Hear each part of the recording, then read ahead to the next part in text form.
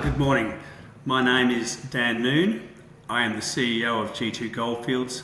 We are listed on the TSX main board under the symbol GTWO and also on the over-the-counter in the United States under GUYGF. G2 Goldfields has a gold project in Guyana. It's a high-grade gold deposit which was discovered in late 2019. We put out 2 resources to date on the deposit. The last one was about over 2 million ounces. Since then we've drilled another 58,000 metres and we are planning an updated MRE in Q1 of 2025. Okay, brilliant. Dan, lovely to see you. Okay, Q1 2025, I was going to ask you about that. Look, let's kind of talk about the region. There's a lot happening in Guyana at the moment. There's a lot of M&A happening, a lot of activity, a lot of money being spent, and a kind of renewed and vigor to investors' appetite for doing business in Guyana. So when you look around, I mean, you wouldn't have expected this 5 years ago, would you? No, we were really the only guys down there, along with a company called Reunion to the south of us, who were really doing much. But it's certainly become a destination for investment, based a lot on the Exxon discovery of oil down there, which has made Guyana very high profile with American investors, so people are comfortable to invest there. You saw Mako Mining come in, and then they picked up an asset down there which they're taking through feasibility. Obviously Reunion was acquired by G Mining to our south. Z Gingers was bragging the other day about how well they're doing in the underground mine down there and how much money they're making, to my chagrin and slightly. But anyway, it's so it's a very hot area. A lot of people like it, and definitely a lot of M&A activity happening in the region. And I guess it's the type of people that investors are looking at. These are big companies with big balance sheets as well, coming in to take advantage of some of the opportunities that they see as well. This isn't like cash-strapped explorers anymore. No, it's not. I mean, even as in last year, Anglo Gold came in and invested in us, so they actually now own 15% of our stock. So we're starting to get the major players coming into Guyana. They like the jurisdiction. Permitting is very quick, and the government's very responsive to the mining industry as a whole. So it really is a destination where the major players are happy to invest in long-term projects. Right, so lots of M&A in Guyana. Yes. I'm going to just leave that pregnant pause there. Okay, lots of M&A in Guyana. That's good news. Obviously, you can't talk about other people's M&A, people's intentions in terms of what they're looking to buy. But yeah, let's look at your own. When you're looking around now, do you see much opportunity? We have been actively picking up projects in the district over the last 6 to 12 months. So I think in October last year we announced a deal for another 30,000 acres, which tied onto our claims in the Oko district. We think we'll have more coming. That will feed into the spin-out we announced about 2 weeks ago of G3. So basically what we're doing is we're separating out the claims which have the resource on them to date, which is 14,000 acres in the south, and that has the Gani, the Oko main zone, the Oko northwest, and the trend running north from that, which has all the ounces to date and all the resource drilling. And to the north of that, there's another 40,000 acres, 44, which will become G3. And so we're basically getting G2 tidied up as something which we'd like to sell. So that's talking about M&A, so that's where that's going. And G3 will continue on with exploration along, and that will include the Peters mine as well. So G3 will have the Peters mine, the Aramu mine, and the Waviri mine, all adjacent to the Oko district here in it, and ready to go. So when we talk about M&A, we've made it clear for a long time that we're not builders. And so we'll be looking to find a partner or an acquirer on the G2, and we'll carry on with the G3. Okay, so on G2, is there much you can say in terms of the who, the how many, and the when? Not really at all. I didn't think so, but I've got to ask. You have to ask, but no. So generally, all that's confidential, so we can't talk about that. But we're certainly aware of it, and we're active on it. Okay. enough said. I don't want you to get in trouble with the exchange or indeed some of the people you're talking to. So you're moving things along. Okay, let's spin over to G3 because obviously with Reunion they spun out Greenheart. But they kind of set them up. They give them a chunk of change to get going. I mean, how do you intend to kind of load up G3, not just with the assets, but in terms of the ability to succeed? Well, when we spin it out, it'll be a 1-for-2 ratio. So that's the plan, 1 share for 2. So everyone will have the same ratio of shares as they have now. We'll spin it out with sufficient cash for at least 1 year of exploration, and so that we can release value on those assets before we have to go back to the market.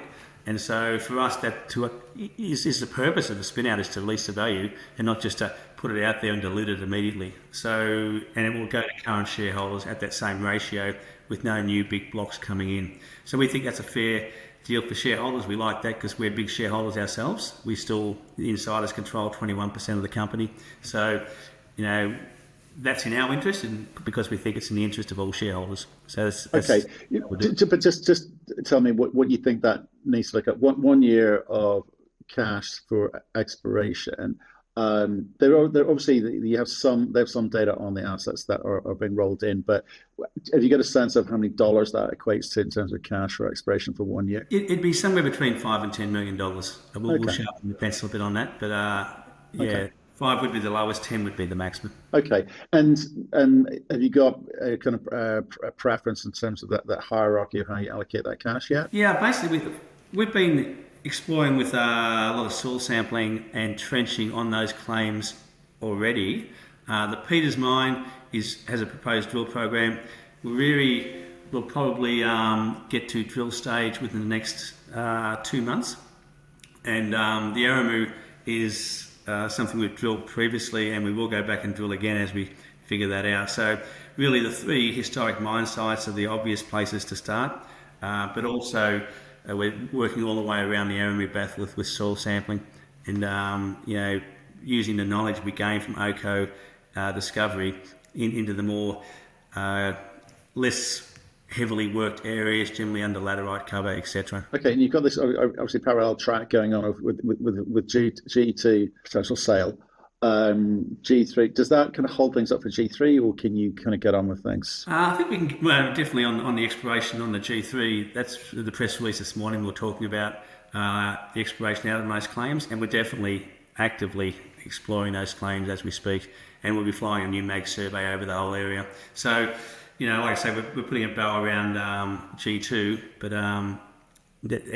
we are actively exploring on the concessions that will become G3. Right, okay, interesting.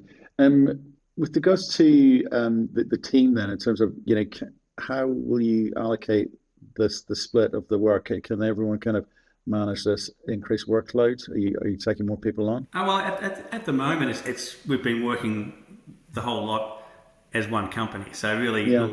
G3 will, if we get it voted at the AGM that we can do this, it goes to shareholder vote on the 28th.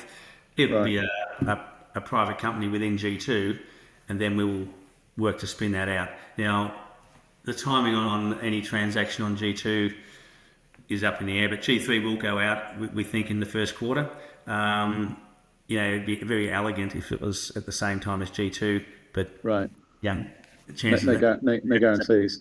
Okay, and obviously there's do you think with the sale, I mean, you will know the sorts of things that, you know, people you're talking to want to see. Obviously, MRE coming out in this quarter will be great, but things like, you know, permitting and environmental compliance, etc. Permits. What do you need to deliver to kind of, you know, be able to kind of close that transaction? Well, primarily the transfer of the claims into prospecting licenses in the name of our subsidiary down there, because originally they started as mid-scale mining licenses owned by somebody else who we optioned it off, and now we've completed those option agreements. We're in the process of converting those to prospecting licenses. So when they're actually completed, I mean, for anyone to transact, or for us to transact, that would need to be the case. We'd like to think we'd have an updated MRE out in time for that. You know, so that that should be in the public domain. I mean, obviously all that data is in data rooms, but we'd like to have it out in the public domain before any transaction. And they're the 2 key things. Okay, interesting.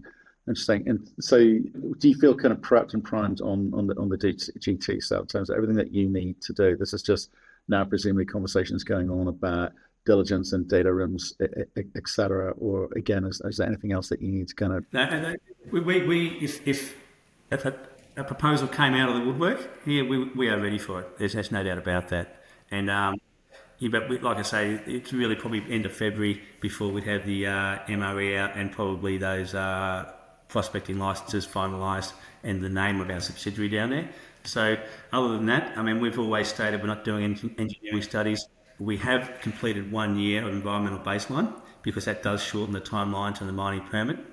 And as we saw the other day, G Mining got an interim EPA permit to start early earthworks on theirs while they're waiting for their mining permit. So the government's very positive about mining in the district. So we see that as one of the great value adds to our asset is how quickly this can come into production. So okay, interesting. And so I'm flipping around between G2 and G3 a lot here, but it's an intriguing situation you find yourself in because it's still under one roof at the moment. When you sort of look back over the last 2 or 3 years, so you've played this really, really well for G2. But did you see or did you feel that the market was changing in terms of how companies, explorers, need to behave, the sort of information they need to put out to get any traction whatsoever? Will you be approaching G3 differently from how you approach G2, I guess is the question. That's a good question. I mean, one of the things we did early in G2 was put out that initial resource, right? And which locks you into this every year. You have to update it again because everyone remembers the last resource. Probably other companies like Great Bear and even Reunion waited longer to do that. And that's something, maybe we hold off on again. But in general, I think it has, in the market that we're in, it played out okay. I mean, the cost of capital was quite expensive during that period, but there wasn't much really changed. Sometimes maybe it's good to you got to keep that discovery happening. Sometimes you do get a little bit too focused in on where the mineralisation is. So originally when we drilled the Oko main zone, it was grade hitting high grade. We drilled 8 holes down at Guyana. They were okay. And then we get back there a year later and Guyana is actually becoming bigger than Oko main zone. So sometimes you think you like drilling good holes for the market, but you got to keep really that exploration and discovery going.